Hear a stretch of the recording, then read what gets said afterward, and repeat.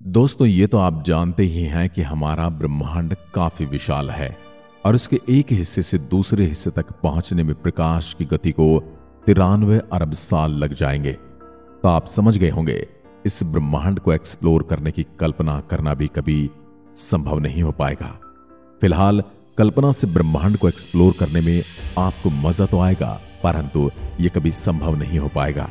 तो आज आप अपनी कल्पनाओं की रस्सी को कसकर पकड़ लीजिए और अपने इस अनंत ब्रह्मांड की सैर पर जाने के लिए तैयार हो जाइए। अपनी कल्पना की उड़ान के साथ हम कल्पना जो कि लॉजिक की डोर से बांधे रखेंगे, ताकि हम ब्रह्मांड की सही जानकारी प्राप्त कर सकें और साथ ही हम सब कुछ भूलकर इस अनंत सफर की ओर निकल चलते हैं। हमारे सफर की शुरुआत पृथ्वी से ही होगी, जिस पर हम आज रह रहे हैं। इसकी चौड़ाई 13,000 किलोमीटर की है और पिछले 4 अरब साल से जीवन को अपने साथ लिए पृथ्वी सूर्य के चारों ओर घूम रही है और साथ ही घूम रहा है इसका चांद इसके चारों ओर, और यह अपनी दूरी पर भी घूम रही है ताकि दिन और रात बना सके। और हमारा सूर्य हमें लेकर गैलेक्सी के चारों ओर घूम रहा है। पिछले 4 अरब सालों में सूरज ने केवल 20 ही गैलेक्सी के केंद्र के चारों ओर चक्कर लगाए हैं। ऐसे में आप समझ गए होंगे कि गैलेक्सी कितनी विशाल है कि सूरज को 4 अरब साल लगे हैं केवल 20 चक्कर लगाने में। यानी कि सूरज गैलेक्सी के बाहर एक चक्कर पूरा करने में लगभग 20 करोड़ साल का समय लगाता है। अगर हम पृथ्वी की तरफ से सूर्य की ओर जाते हैं तो हमें 15 करोड़ किलोमीटर तक चलना होगा। एक इंसान के पैदल चलने की स्पीड 5 किलोमीटर प्रति घंटा की है। यदि वह लगातार चलता है तो वह सूरज तक पैदल चलने में उसे 3,425 साल लगेंगे सूरज तक पहुंचने में। फिलहाल प्रकाश की गति से जाना ज्यादा बेहतर होगा, क्योंकि इसमें केवल 8 मिनट का समय लगने वाला है। दोस्तों, सूर्य खुद हमें लेकर 200 किलोमीटर प्रति सेकंड की रफ्तार से चल रहा है, लेकिन जिस मिल्की वे गैलेक्सी में यह सूरज घूम रहा है तो वह खुद ऐसे 100 से 400 अरब तारों का घर है। जैसे हमारे सौरमंडल में हमारी पृथ्वी की तरह अलग अलग ग्रह हैं जो सूरज की परिक्रमा कर रहे हैं, वैसे ही गैलेक्सी में 100 से 400 अरब तारे हैं जो गैलेक्सी की परिक्रमा कर रहे हैं, और वो भी हमारे सूर्य की तरह अपने ग्रहों और अपने उपग्रहों को लेकर साथ साथ चल रहे हैं। गैलेक्सी इतनी बड़ी है कि इंसानों द्वारा बनाए गए सबसे तेज ऑब्जेक्ट यानी सोलर पार्कर प्रोब, जो कि लगभग 7 लाख किलोमीटर प्रति घंटे की रफ्तार से चलता है, उसे इस गैलेक्सी को पार करने में 20 लाख साल का समय लगेगा और प्रकाश की गति से 1 लाख साल का समय लग जाएगा। दोस्तों, प्रकाश से तेज गति फिलहाल संभव नहीं, इसलिए हम अपनी कल्पना की उड़ान से आसानी से मिल्की वे के बाहर पहुंच चुके हैं। अंतरिक्ष में ये मिल्की वे गैलेक्सी 100 किलोमीटर प्रति सेकंड की रफ्तार से चल रही है। यानी इतनी बड़ी गैलेक्सी ब्रह्मांड में कछुए की चाल से चल रही है। इस यूनिवर्स में 200 से ज्यादा गैलेक्सी मौजूद हैं, जिसमें अरबों खरबों तारे मौजूद हैं। इन असंख्य आकाश गंगाओं में हमारी पृथ्वी जैसे अरबों ग्रह मौजूद होंगे, और हम ये कल्पना कर सकते हैं कि इतने अरबों ग्रहों में एक तो कोई ग्रह ऐसा हो ही सकता है जो हूबहू हमारी पृथ्वी जैसा हो, जहां हमारे जैसा जीवन हो। थोड़ा और आगे चलने पर हम ब्रह्मांड के बाहर पहुंचते हैं और यहां हमें दिखाई देगा कि हमारा यूनिवर्स 93 अरब प्रकाश वर्ष में फैला हुआ है, जिसमें खरबों गैलेक्सी मौजूद हैं।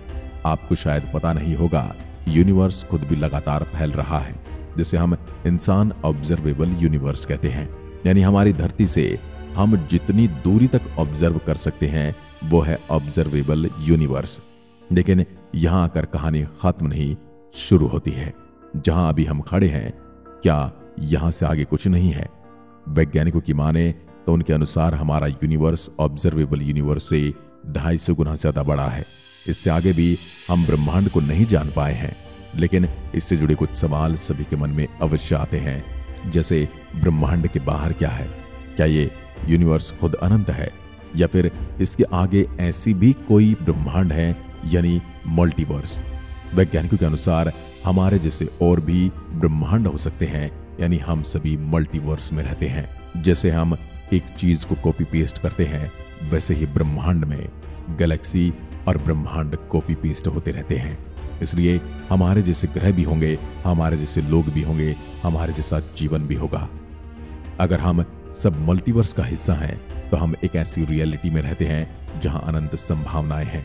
एक अनंत ब्रह्मांड जहां बुलबुले के जैसा दिखने वाले अनेक ब्रह्मांड मौजूद हैं और अनंत आकाश, अनंत अंतरिक्ष में तैर रहे हैं। लेकिन जब हम इस अनंत की बात करते हैं तब हमारे सामने एक ऐसी सच्चाई आती है जो आपके होश उड़ाकर रख देगी। एक अनंत ब्रह्मांड का मतलब है संभावनाओं का ही खत्म हो जाना, क्योंकि संभावनाओं का एक दायरा होता है, वो एक उनका एक सीमित क्षेत्र होता है। अनंत में कोई संभावना नहीं होती, अनंत में अनेक संभावनाएं होती हैं। जब अनंत की बात आती है तब हम यही सोचकर रह जाते हैं अनंत वही है जिसका कोई अंत नहीं।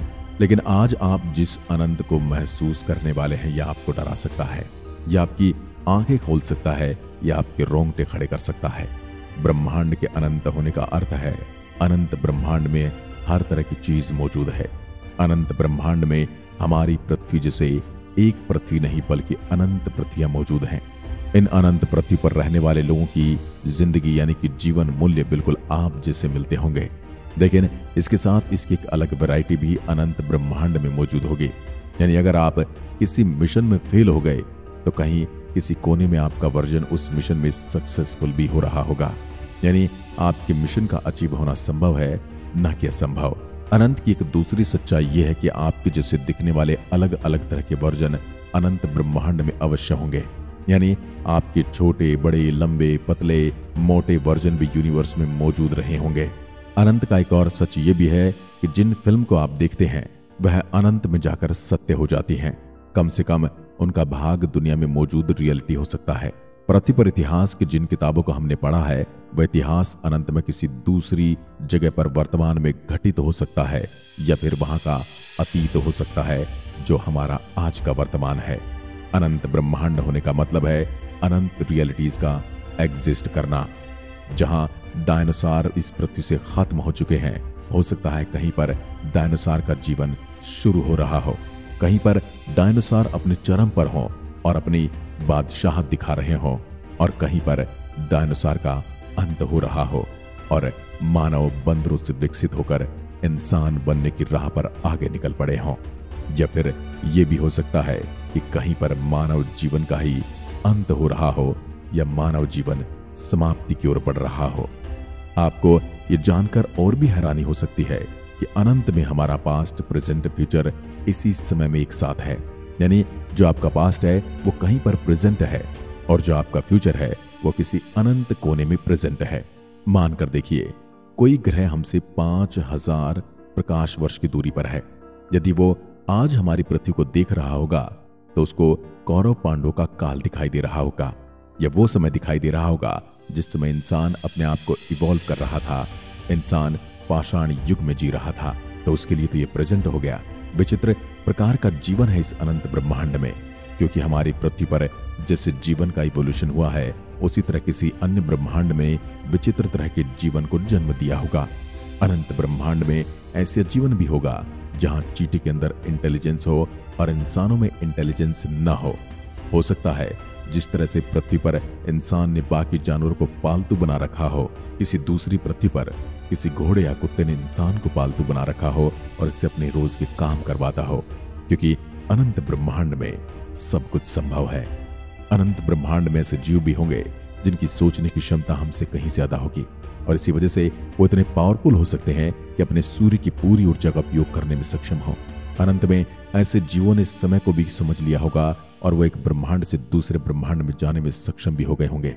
अगर उन्होंने प्रकाश की गति से चलने की तकनीक खोज ली है तो वो टाइम ट्रेवल जैसी तकनीक में भी सक्षम होंगे। अनंत ब्रह्मांड अनंत संभावनाओं को साबित करता है। एक अनंत ब्रह्मांड में अगर मल्टीवर्स की बात करें तो कुछ ब्रह्मांड ऐसे भी होंगे जहां के नियम हमने अलग रखे होंगे। जहां इस ब्रह्मांड के नियम लागू ही नहीं होते, वहां मैटर की जगह एंटी मैटर मौजूद हो सकता है। ऐसे में इस अनंत ब्रह्मांड में ऐसे कई विचित्र यूनिवर्स हो सकते हैं जिसकी हमने कल्पना भी न की हो। वैज्ञानिकों के अनुसार हमारे यूनिवर्स की एक सीमा रही होगी, क्योंकि एक निश्चित पॉइंट ऑफ टाइम में पैदा हुआ, लेकिन यह भी अनंत का एक छोटा सा हिस्सा मात्र हो सकता है जिसे हम पूरा यूनिवर्स समझ बैठे हैं। एक अनंत ब्रह्मांड कभी पैदा नहीं होता, यह हमेशा से था और हमेशा रहेगा। इसे बनाने वाले किसी क्रिएटर की जरूरत रही होगी या नहीं रही होगी। अब सवाल यह आता है अगर ब्रह्मांड है तो हम इंसान किस वजह से यहाँ पर मौजूद हैं? तो दोस्तों, हम इस ब्रह्मांड में काफी छोटे हैं और ऐसे में इतना बड़ा यूनिवर्स हमारे लिए एग्जिस्ट क्यों करता है? ये सवाल वैज्ञानिकों के लिए सबसे बड़ा सवाल है। उनका कहना है कि यदि जीवन को ही बसाना था तो एक पृथ्वी, एक सूर्य और 10-20 ग्रह काफी थे। इतने बड़े ब्रह्मांड को बनाने की क्या जरूरत थी? क्या जो दूसरे तारे, दूसरे ग्रह, दूसरे गैलेक्सी भी हमारे जीवन को जीने या पनपने में कोई सहायता करते हैं, या फिर उन्हें ऐसे ही बना दिया गया है? कुछ प्रोमिनेंट थिंकर ये मानते हैं कि उन्होंने यूनिवर्स में अपना मकसद खोज लिया है, जैसे एलन मस्क, जिनका मानना कि ह्यूमन सिविलाइजेशन अब तक कई बड़े खतरों को झेल चुकी है और यूनिवर्स में अब तक हमें कोई लाइफ नहीं मिली है। ऐसे में क्यों ना हम पृथ्वी के जीवन को ही आगे बढ़ाएं और हम अभी अलग अलग ग्रहों पर रहने लग जाएं, ताकि हम अपने ह्यूमन सिविलाइजेशन को धीरे धीरे यूनिवर्स के अंतिम कोने तक पहुंचा दें।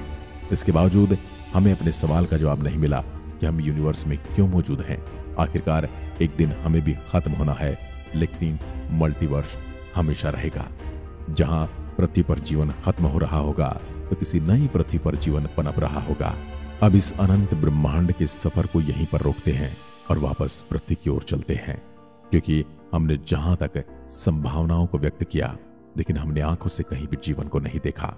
इसलिए आंखों से जीवन देखना है तो वापस पृथ्वी पर आ जाइए। मिलते हैं अगली वीडियो में, तब तक के लिए नमस्कार, जय हिंद, जय भारत।